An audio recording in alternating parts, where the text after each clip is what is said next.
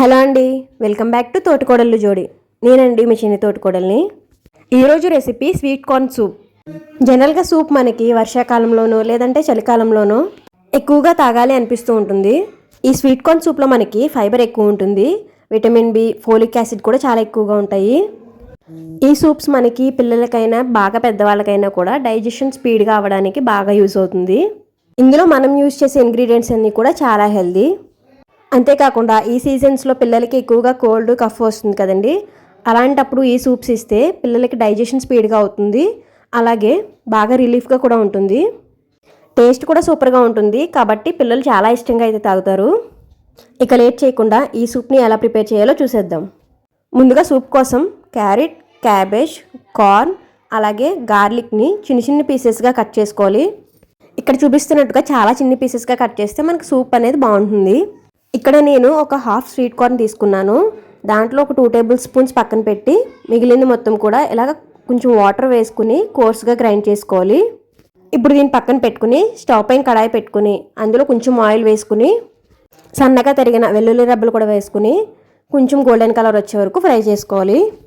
ఈ గార్లిక్ అనేది టేస్ట్కే కాకుండా హెల్త్ పరంగా కూడా చాలా మంచిది.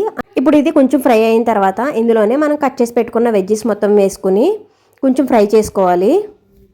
ఈ వెజ్జెస్ని ఒక 2-3 మినిట్స్ ఫ్రై చేసుకున్న తర్వాత ఇందులోనే పక్కన పెట్టుకున్న స్వీట్ కార్న్ కూడా వేసుకుని కొంచెం ఫ్రై చేసుకోవాలి. ఇప్పుడు ఈ స్వీట్ కార్న్ కూడా కొంచెం ఫ్రై అయిన తర్వాత ఇందులోనే 2-3 గ్లాసెస్ వరకు వాటర్ వేసుకోవాలి. వాటర్ వేసుకున్న తర్వాత మనం గ్రైండ్ చేసి పక్కన పెట్టుకున్న స్వీట్ కార్న్ పేస్ట్ని కూడా ఇందులో వేసేసుకోవాలి. ఈ సూప్లో మనం ఎలాంటి సాసెస్ కూడా యూజ్ చేయమండి. అండ్ ఎలాంటి సాసెస్ లేకుండా కూడా మనం సూప్ రెడీ చేయాలి అంటే అందులో వేసే ఇంగ్రీడియంట్స్ కూడా పర్ఫెక్ట్గా ఉండాలి. ఈ కార్న్ పేస్ట్ వేసిన తర్వాత మొత్తం అంతా కూడా ఒకసారి బాగా కలుపుకుని ఇందులోనే రుచికి సరిపడా ఉప్పు, ఒక 1/2 టేబుల్ స్పూన్ షుగర్ కూడా వేసుకుని ఒకసారి మొత్తం బాగా కలుపుకోవాలి. ఇప్పుడు మనకి ఇలా సూప్ అనేది మరుగుతున్నప్పుడు పైన వచ్చే తేట మొత్తం కూడా తీసేస్తే సూప్ అనేది క్లియర్గా ఉంటుంది, అలాగే తాగడానికి కూడా టెక్స్చర్ బాగుంటుంది. సో ఇక్కడ మీరు చూసినట్లయితే మొత్తం పైన తేట అంతా తీసేటప్పటికి మనకు సూప్ అనేది చాలా క్లియర్గా ఉంది. ఇప్పుడు ఇలా మరుగుతున్నప్పుడు ఇందులోనే ఒక 1.5 టేబుల్ స్పూన్ మిరియాల పొడి కూడా వేసుకుని సూప్లో ఉండే వెజ్జెస్ అన్నీ కూడా బాగా ఉడికే వరకు కూడా మరగబెట్టుకోవాలి. ఇది ఇలా మరుగుతున్నప్పుడే ఇందులో 1 టేబుల్ స్పూన్ వెనిగర్ కూడా వేసుకోవాలి. అండ్ ఇక్కడ వెనిగర్ వేయడం వల్ల మనకి రెస్టారెంట్ స్టైల్లో కూడా స్మెల్ అనేది వస్తుంది.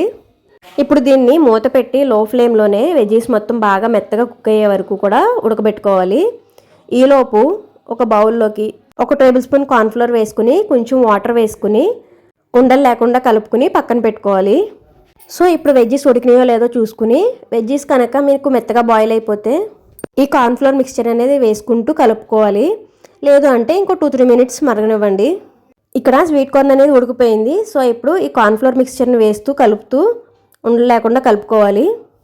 ఈ కార్న్ఫ్లోర్ మిక్స్చర్ వేసిన తర్వాత మనకి సూప్ అనేది కన్సిస్టెన్సీ థిక్గా అవుతుంది. ఈ కార్న్ఫ్లోర్ మిక్స్చర్ వేసిన తర్వాత ఒక 2-3 మినిట్స్ ఉడికితే మనకి సూప్ అనేది కన్సిస్టెన్సీ పర్ఫెక్ట్గా అయిపోతుంది. ఇప్పుడు ఇందులోనే సాల్ట్ అది అడ్జస్ట్ చేసుకుని అన్నీ సరిపోతే కనుక స్ప్రింగ్ ఆనియన్స్ వేసుకుని దించేసుకోవడమేనండి. Perfect tasty sweet corn soup అయితే రెడీ అయిపోయింది. ఈ సూప్ని బయట వర్షం పడుతున్నప్పుడు లేదా బాగా చల్లగా ఉన్నప్పుడు తాగితే ఇంకా భోజనం చేయాల్సిన అవసరం లేదు. అంత టేస్టీగా ఎంత తాగినా కూడా అలా తాగాలి అనిపిస్తూ ఉంటుంది బయట క్లైమేట్కి. సో ఈ సూప్ని మీరు కూడా తప్పకుండా ట్రై చేయండి. అండ్ మరిన్ని ఇంట్రెస్టింగ్ వీడియోస్ కోసం మన ఛానల్ని సబ్స్క్రైబ్ చేసుకోండి. వీడియో నచ్చితే లైక్ చేసి కామెంట్ చేయండి.